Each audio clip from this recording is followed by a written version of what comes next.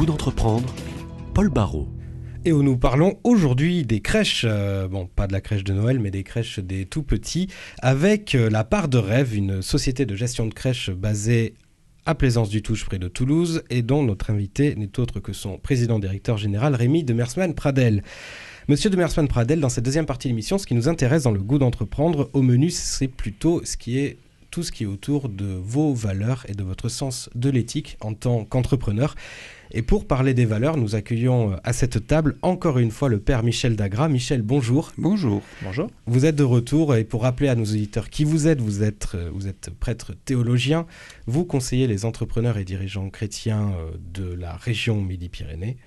Et bien sûr, votre première réaction, nous en parlons maintenant, c'est les valeurs de cette société, La Part de Rêve, qui est bien sûr d'abord liée à la petite enfance. Vous n'allez pas me dire le contraire. Voilà, c'est une question porte d'entrée en quelque sorte. J'imagine qu'après avoir entendu votre parcours professionnel, ce qui vous a motivé, bien sûr, il y a le fait que votre petite n'avait pas trouvé de place dans une crèche, mais au-delà de cette nécessité, il y a quand même des valeurs, prenons ce mot ici.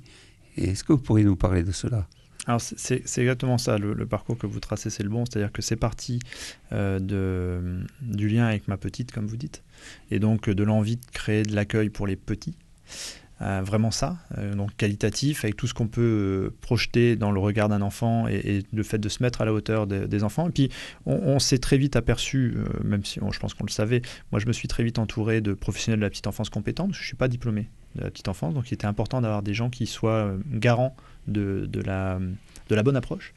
Et donc moi je me suis très vite aperçu à leur contact que l'accueil de la petite enfance, c'était la réussite d'un trio entre les enfants, les parents et les professionnels.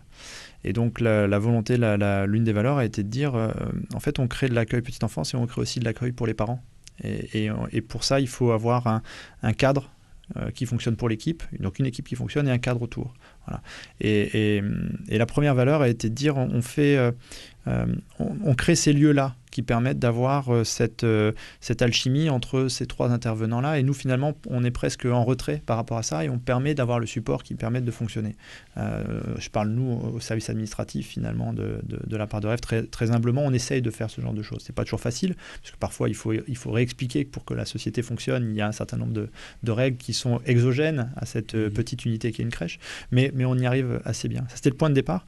Et puis moi, en 2007, je suis rentré au Centre des jeunes dirigeants, qui est la plus ancienne association d'entrepreneurs de France, de dirigeants entrepreneurs, où j'ai pu mettre des mots sur ce que je projetais en tant que dirigeant d'entreprise, et notamment sur l'importance de l'entreprise dans la vie des gens, et sur l'importance de mettre l'économie au service de l'homme, et pas l'inverse. Et c'est vraiment quelque chose qui a guidé les premières années de l'entreprise, en se disant on n'est pas là, on n'a pas créé cette entreprise pour gagner de l'argent, mais pour qu'elle puisse permettre à l'ensemble, à l'intérieur, ses salariés, mais aussi à l'extérieur, les parents, le voisinage, les mairies, de fonctionner harmonieusement. J'ai dû moi matiner ça un petit peu de réalisme économique, parce que notamment la réduction des crédits bancaires m'a contraint à prendre conscience de cet environnement exogène qui est le système financier autour de moi. Et donc on a, grâce toujours au CJD, pu travailler sur le fait de mettre en équivalence 4 grandes performances, qui sont la performance économique de l'entreprise, la performance sociale vis-à-vis de ses salariés, la performance sociétale vis-à-vis de son environnement, les mairies encore une fois, par exemple, et sa performance écologique. Et donc, s'évertuer à équilibrer ces 4 performances-là, même si à différents instants, on a besoin de mettre plus l'accent sur l'une que sur l'autre. Cette année, par exemple, vous disiez tout à l'heure qu'on était une start-up, 8 ans d'existence, mais au bout d'un moment, une entreprise doit être rentable. Et donc, 8 ans d'existence, cette année, c'est l'année de la rentabilité. C'était pour nous quelque chose d'important et quelque chose de totalement nouveau. Je me rappelle d'un séminaire que j'ai fait en janvier 2012 en disant à mes cadres de premier niveau, l'année prochaine, il faut qu'on soit rentable. C'était vraiment une découverte pour eux. Là, ils sont tombés des nues. C'était un mot qu'on n'avait pas l'habitude. J'ai dit ça va être un gros mot dans l'entreprise. On n'en a pas l'habitude, mais on y est contraint. Et si on veut vivre durablement, et c'est vraiment l'objectif de l'entreprise, c'est être pérenne, Il faut qu'on y passe. Et donc, en ce moment, on est un peu plus sur la performance économique et on y arrive puisque cette année, on va être à l'équilibre.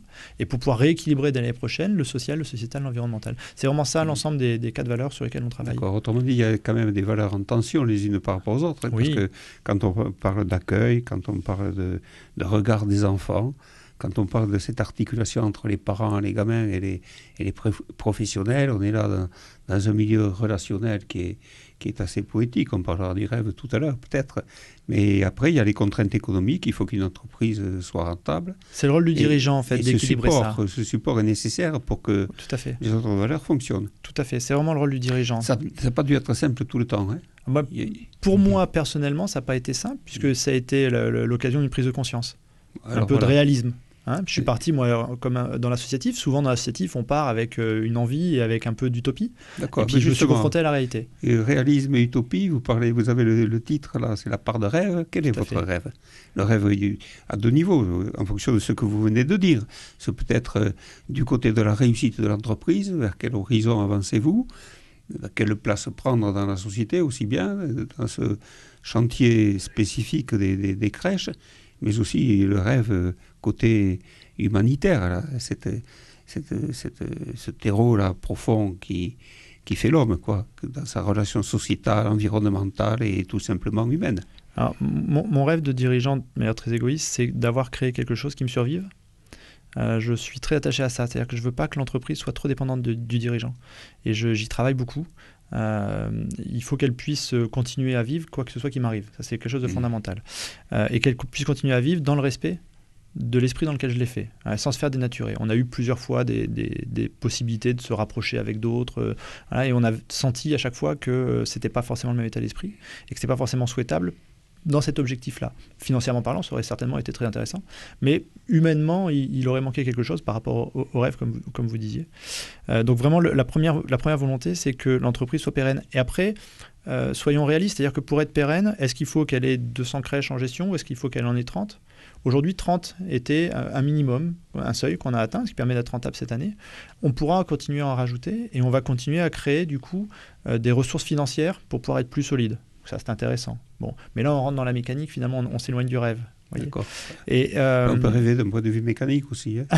C'est l'ingénieur qui parle. Oui, tout à fait. Et après, vous parliez d'humanitaire. Nous, on s'est très tôt attaché, je crois que c'était dès 2007 ou 2008, on s'est très tôt attaché à se dire, mais la part de rêve rend service à quelques enfants, même si aujourd'hui c'est 650, ça reste quelques enfants en France, et c'est des enfants précis. Or, notre impact sociétal, il peut être plus important que ça. On a créé une dynamique en créant une entreprise, et comment est-ce qu'on peut aller au-delà de ce travail-là? Et donc, on a différents dispositifs, et notamment l'un d'entre eux, celui auquel je suis plus attaché, c'est que la part de rêve est devenue la première entreprise amie de l'UNICEF dans le monde. Oui.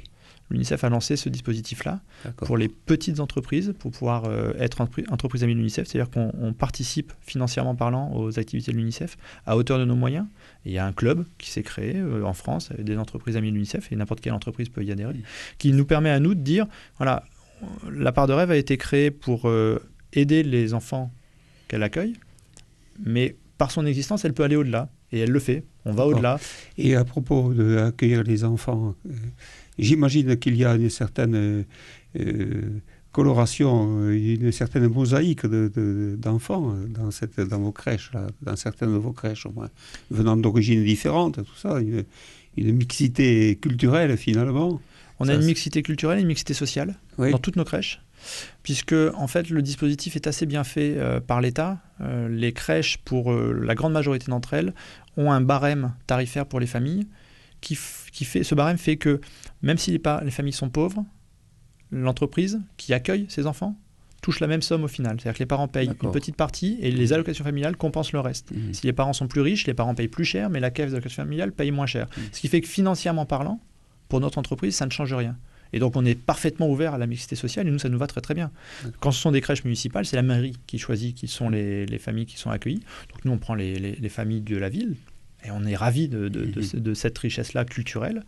Quand ce sont les entreprises qui réservent, là on est un peu plus limité, puisqu'on est obligé malheureusement d'accueillir, on n'accueille que les enfants de salariés. Façon de parler, oui, voilà. Donc que les enfants des salariés. Et donc on propose aux mairies, systématiquement, là où on implante une crèche inter-entreprise, de réserver des places pour pouvoir rajouter également des familles qui, elles, ne seraient pas en état d'être salariés. Mais cette richesse culturelle, on la retrouve dans l'entreprise, on adore ça, nous. Ok. Écoutez, tout à l'heure, on disait que crèche, ça n'avait pas grand-chose à voir avec Noël. Mais d'abord, c'est faux. J'imagine que ce nom, dans le langage courant, a une origine. Et c'est un rapport avec la crèche de Noël. Et ce que vous venez de dire me fait encore accentuer ce rapport. Je vous remercie beaucoup. Je vous en prie, merci beaucoup. Merci pour votre histoire, Remy Demerson-Pradel. Je rappelle que vous êtes le PDG de La Part de Rêve, donc une société de gestion de crèche qui en a 30 maintenant et qui, normalement, comme vous l'avez insinué, va en ouvrir d'autres prochainement. Exactement. En tout cas, bonne continuation merci à beaucoup. vous et à vos salariés et bonne route. Et merci d'être venu sur Radio Présence. Merci. Au revoir. Retrouvez cette émission sur décideurenrégion.fr/midi-pyrénées. Le goût d'entreprendre, une émission en partenariat avec la Caisse d'épargne, la Banque des entreprises et des professionnels de Midi-Pyrénées.